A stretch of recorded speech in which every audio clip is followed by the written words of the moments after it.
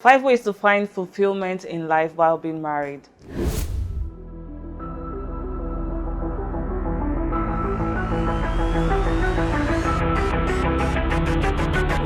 name is Folagbade and I'm a family life coach and counselor.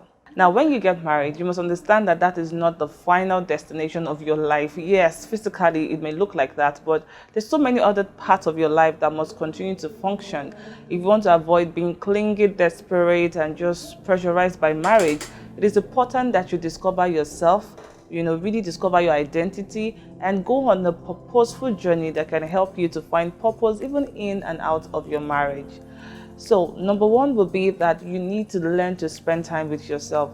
Spending time with yourself allows you to reflect on your strength, your interests, hobbies, the things that really makes you happy, things that makes you feel, fulfilled. And in these seasons, you just find yourself really looking back to your childhood, the things you always thought you could do, what you really loved, what you really enjoyed doing at those times while you were growing up. Maybe you loved writing, or you loved painting, or you enjoyed just reviewing stuff with people. It is in your personal discovery time that you'll be able to find out these things.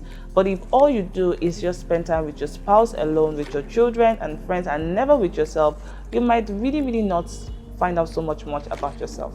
Number two will be that you should actually renew your relationship with your first love, which is God.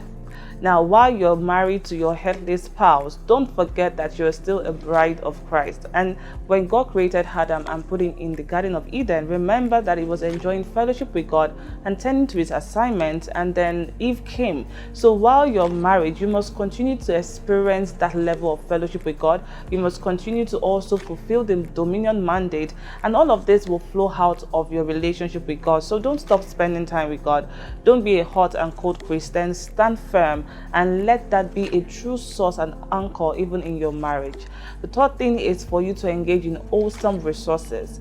It is important that you're always learning. You must have a growth mindset, so you want to engage in books, online courses, podcasts, messages, and every other kind of resources that can really help you to grow.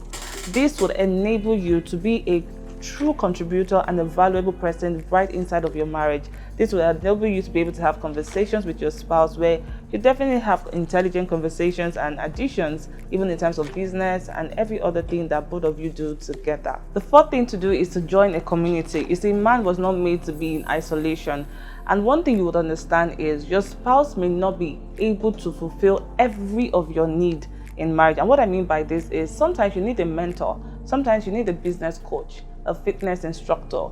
Your spouse may not be every of these things to you, right? So you need a group of support, people who will serve as a support system for you even while you're being married. So you need to prayerfully ask the Lord to lead you to the right relationships, because whenever I mention that people should build friendships, they always say that, they've been hurt in the past, they've been betrayed. And that is why I said prayerfully ask the Lord to show you the community that you can actually belong to. You could start with your church, connect groups and different units. You could also join online tribes and network where you could even pay to actually be a part of that support system. This will enable you to meet quality people who are on the same vision and journey with you. And the last point, number 5, is to serve. Seek for opportunities to serve, right? In the place of serving, you would be able to find out a lot of things about yourself, and you can serve in your community, in your church, online, the different coaches and counselors, mentors, a lot of personal brands that you can actually be of service to. If you know how to do anything, you could actually join their community and be of help. In the process, you can end up discovering things about yourself that you never saw. You could learn to brush up your skills and then build a skill and an expertise around the things that you learn while serving. The most important thing is for you to live an impactful life. Now, while you're doing all of this in marriage, you'll discover that you're not just a wife, a mother, a friend to your spouse. You're also impacting your world and fulfilling the mandate that God has given to you. I hope that this helps you to really go on a purposeful journey.